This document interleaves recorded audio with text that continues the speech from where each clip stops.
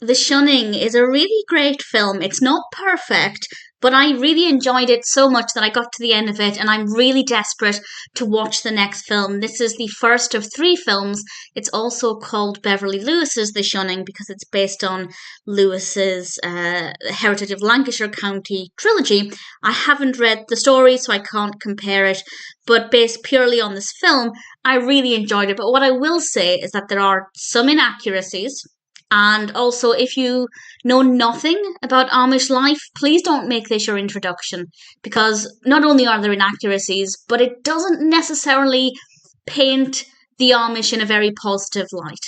And it's unfairly so. But if you know more about the Amish, then that's absolutely fine. But please do not make this your introduction. This was released in 2011. It's directed by Michael Landon Jr., written by Chris Easterly, of course, based on the stories by Beverly Lewis. And this stars Danielle Panabaker as Katie. And at the beginning of the film, an Englisher, as they're called, delivers a note to Katie's mother, Rebecca. And we don't know immediately what's in this note, but we learn that actually, and I can say this, IMDb gives this information away as well, so it's not really a spoiler, but if you really don't want to know any more than that, please stop listening. But this is what the film is about. We learn that actually Katie was adopted by this Amish family, adopted into the Amish community, and now her mother, her birth mother, is apparently coming looking for her. But I won't say why, nor will I say how people react to this information, but Katie did not know that she was adopted, and not only does she obviously have to deal with that information, but she also obviously learns that she was the child of an Englisher, and she no longer feels like she is really Amish, and she begins to question her identity, and she has all of these confusing thoughts, and she doesn't know what to do. Her mother doesn't know what to do.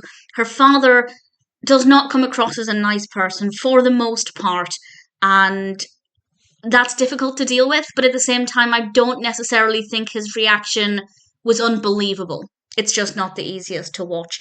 And I don't want to say any more than that. I don't want to give away more than what happens, but I will say this is the first of three films.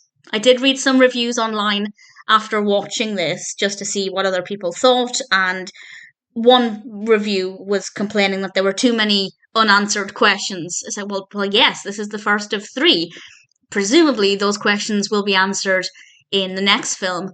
And I'm very curious to see how they can stretch this story out for three films. I can kind of envision what might happen in the next film, but I've got no idea what will happen in the film after. So I'm really looking forward to finding out.